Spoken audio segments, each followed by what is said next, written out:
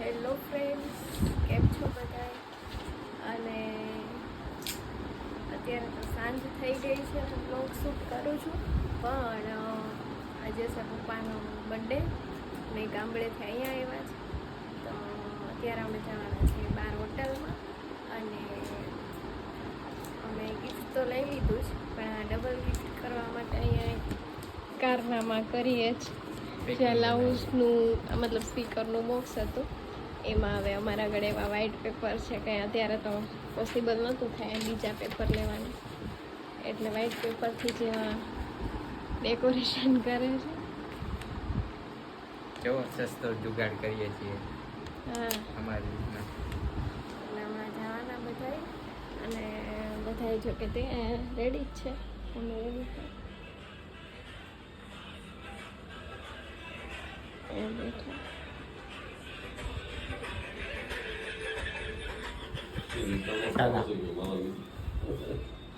જવાનું ને હવે? ચાલો તૈયાર થઈ ગયા.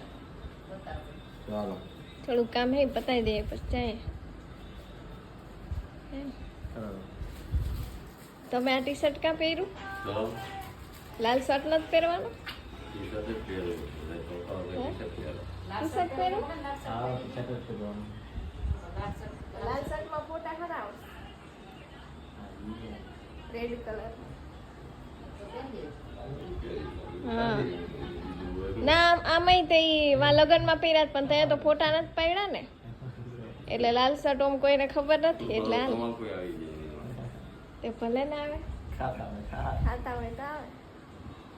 તો જઈએ હવે ડાયરેક્ટ હોટલમાં અને ત્યાં જ મળીએ. અને ઓલો હું કરે ને બતાવું.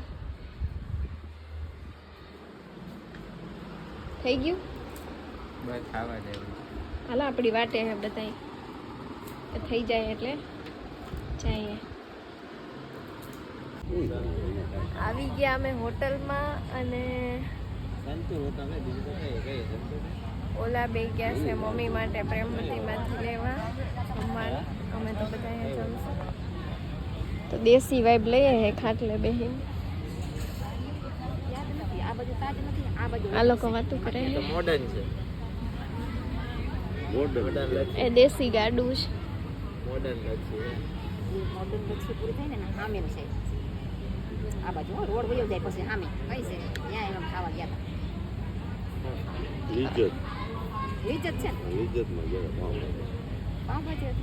જુનાગઢમાં બહુ વર્ષ પહેલા તો બધી લિજ્જત જ ફેમસ છે, ત્યાં બધું મળે. અમે 2-3 વાર ત્યાં ગયા હતા એટલે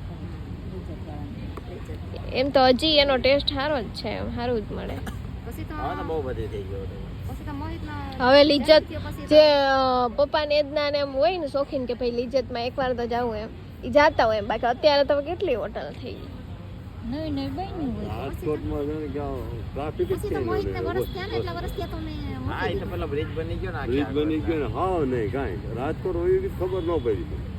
હવે બ્રિજ આવી રાજકોટ હોય જ નહીં. હવે સ્થિતિ બદલી જાય ને, બ્રિજ જ થઈ જાય અહીંયા છે ને.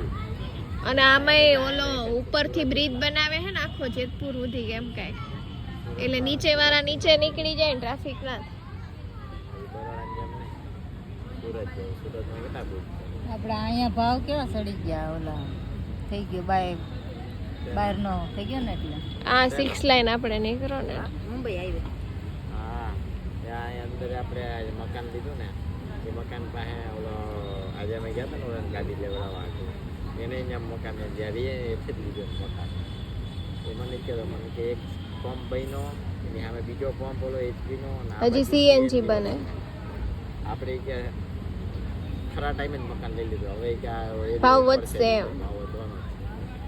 બહુ આપણે આ રોડ જો ને મકરપુરા હોત ને તો પતી જાય થોડા ખૂણામાં હતા. હું ઈ ખૂણામ ઈ તો હજી અહીંયા હતું. ચિરાગ તો મને હાવ બિલ ગામની બારોબાર ખેતરૂમ લઈ ગયા હતા. એ કે 17 લાખનું છે એટલે લઈ જ લે એમ. મેં કીધું અહીંયા રહેવું આપણે એકલા ને. મને હમણાં કિશોરભાઈ કીધું આ બાજુ આ ભાઈલી ના બાજુ મેં કીધું અમારે લેવું અને સે હતું ડબલા જેવું. આ હજી સારું. હવે આવી ગયું મોકામાં જ આવી ગયું. અત્યારે આપણે આપણો એપાર્ટમેન્ટ આવો મોકામાં જ કહેવાય, રોડને કાંઠે. હાલો બધાય વાતું કરે છે, ઓલા આવે પછી અંદર જઈએ, પછી કન્ટિન્યુ કરીએ પાછું.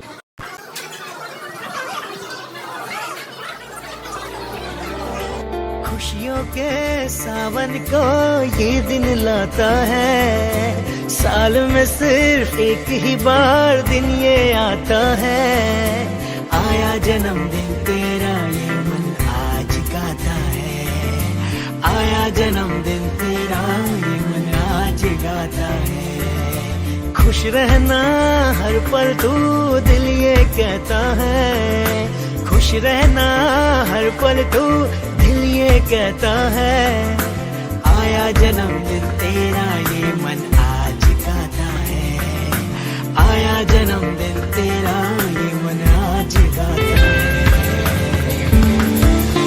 तेरे लिए है अपनों का मेला, हम साथ तेरे तू ना अकेला. જે પકડી રાખો. ચાલો લ્યો. હા.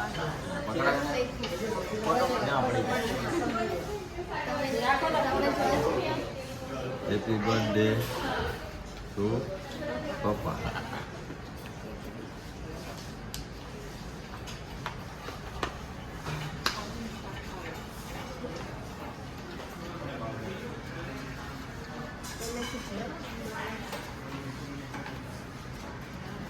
વાંચો, એમાં વાંચવાનું હોય.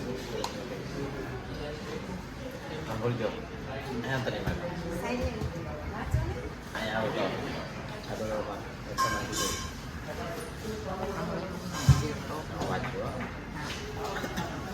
ડિયર પાપા, પિતાજીનો એક પવિત્ર સ્વભાવ સમાન છે જે જીવન આખું હાલ ખસી કાઢે છે. ઉપરથી કડક બનીને ફેમિલીને સાચી રાખે, લીલા નારિયેળની જેમ તેમની ઉપાધિ પીવડાવે અને વ્યવહાર કે જવાબદારીઓમાં સુકાઈને પોતાની જાતના ધીરે લીલા થઈ જાય તો પણ ખુદ બળીને આંચ ન આવે ફેમિલીને તેનું ધ્યાન સદાતે રાખે છે. ઉપરથી રહી કડક, કોમળ અને સ્વચ્છ હૃદય તે અંદર લપકતું રાખે. સારા નરસાસ પ્રસંગોમાં ખુદ સમાઈ જાય ને પણ એમ કેમ બધાને રાખે છે. એમના મીઠા ગુણો જ્યારે ના હોય ત્યારે બધાનો અહેસાસ થાય. હેપી બર્થડે બાપા. બાપા ધ વર્ડ સે નથી જેની કોઈ વ્યાખ્યા સર્વવ્યાપી, નથી જેનો કોઈ વિકલ્પ જો, નથી જેનો કોઈ પ્રત્યય બીજો, એ એક જ છે તેમના જેવું બીજું કોઈ નહીં. પિતાથી અસ્તિત્વ છે, પિતાની હાજરી સૂરજ જેવી, ગરમ જરૂર હોય પણ એની ગેરહાજરી અંધારું લઈને આવે છે. તેમના જેટલી ચિંતા, અપાર સ્નેહ, ખ્યાલ આ દુનિયામાં કોઈ જ કરી શકતું નથી. ભગવાન પણ નથી, કારણ કે ભગવાન સુખ અને દુઃખ બંને જ આપે છે, પરંતુ એક પિતા ફક્ત ને ફક્ત સુખ જ આપે છે. હું છું ને તારી સાથે, પિતાના કહેલા 7 અક્ષર જ કાપું છું. આઈ લવ યુ પપ્પા. હેપી બર્થડે બાપા. ખૂબ ખુશ રહો અને ભગવાન તમને સુખ અને સમૃદ્ધિ આપે અને ખૂબ લાંબુ જીવન જીવે એવી ભગવાનને પ્રાર્થના. તમારો પિતા એટલે આશાનો એક સૂર્ય કિરણ, જવાબદારીનો મીઠો ઠપકો, જરૂરિયાતનું ભરેલું પાકી, જિજ્ઞાસામાં છુપાયેલું જ્ઞાન, વ્યક્તિગત સંબંધોનું જ્ઞાન, બાળકોનું સમસ્ત બ્રહ્માંડ છે પિતા. મોર દેન હેપી બર્થડે પાપા. 55 બાય. મને કાગળ અમે કાપી નાખો લાગે ખબર જ છે. આંખો થઈને ખબર જ છે. તો મારી સારી કાઢે અહીંયા હોય.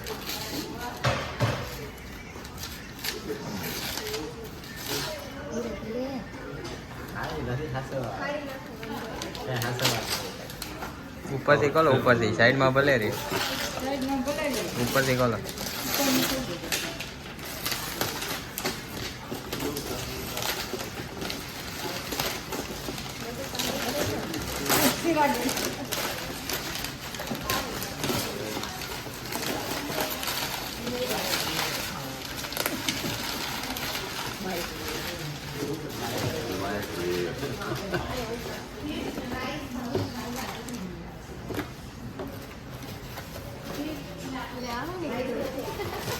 કાંકરિયા છે એટલો કરો ને તો એક્સપ્રેશન જોજો નાના કાઢવા દે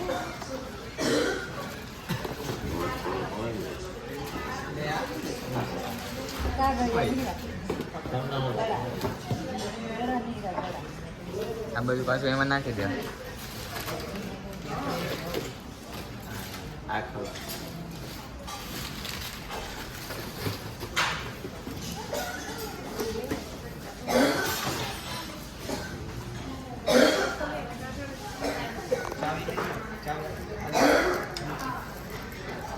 આંગળીમાં આવી જાય તો તૂટી જાય પણ આંગળીમાં આવે તો શું કાંટાવાળી ચમચી દે કાંટા થોડું પ્લાસ્ટિક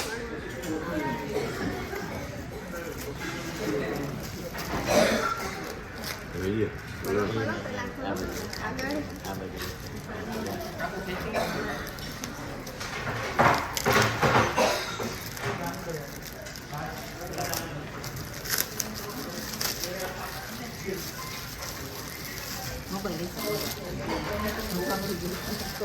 મમ્મીને ખબર પડી જાય.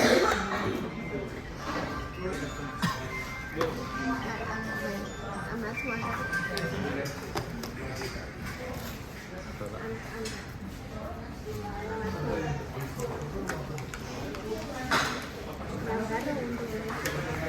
તૂટી ગયું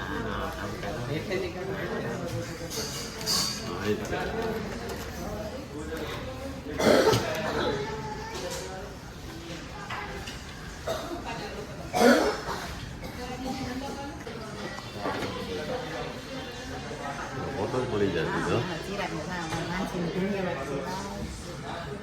ફોટો પાડી લો પેલા આને દો ને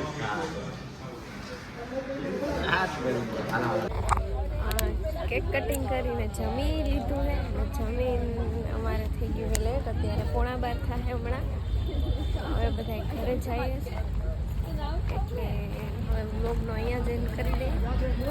કેવું બધા ઘરે જાય. ઓલા 2 બાઇક લઈને આવ્યા હતા તો એમાં જાય. અમે એક ગાડીમાં આવ્યા હતા.